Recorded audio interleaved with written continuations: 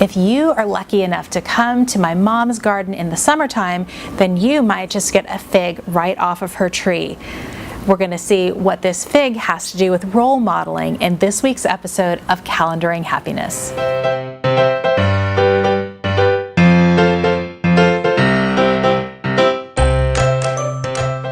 I'm Melissa Ashwood. Welcome to Calendaring Happiness. It's a beautiful day to be talking about building your service calendar for the year.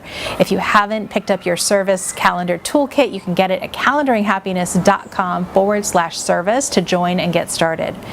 Now, we talked previously about what kind of legacy you wanted to leave and what kind of difference you wanted to make. And we talked about the mentoring that you can do to help bring that thing to reality. And today I want to talk about role modeling, because the role modeling that we do is the thing that shows other people rather than just telling them what is possible.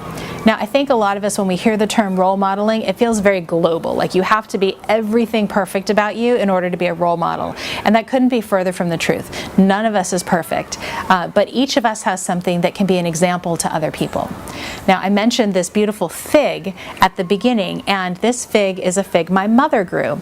Now, when my grandmother passed and my mom started looking at all the flowering plants that she had a little bit different take on things, and she wanted to plant an edible garden.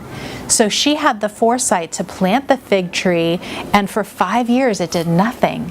And then finally, like one little baby fig, and then suddenly like 6 or 10 figs. And now this summer, that tree's full of figs. And that is so cool when not only she, but we can see the benefit of everything that she put into making that garden cool.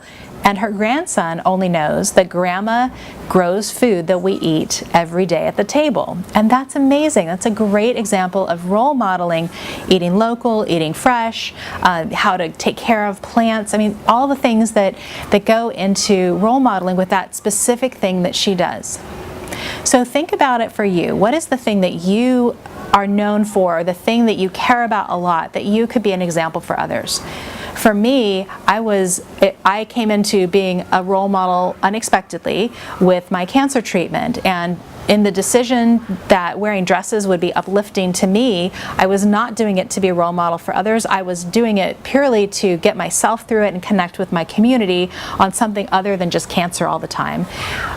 But what happened was that by doing that, it became an example of resilience. In fact, I had college professors emailing me asking if they could use my example in their class to illustrate what resilience was. I had a college debate team email me and say, hey, we want to use your story to illustrate our debate. And I was blown away.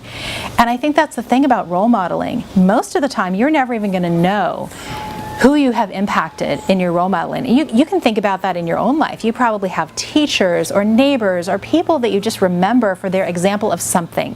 And maybe the rest of everything else, you didn't even know about them.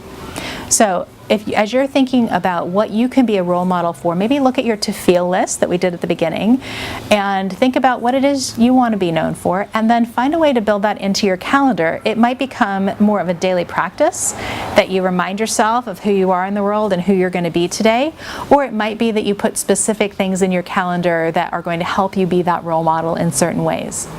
Either way, being a role model is the most powerful way that you can provide service in the world, because it's what you do that people really remember. Now, next week we'll be back with our final topic in building your service calendar, which is a fantastic and important topic of giving. What we give and what we financially support allows so many great things to happen in the world. I can't wait to see what you're going to put in your role modeling aspect of your service calendar.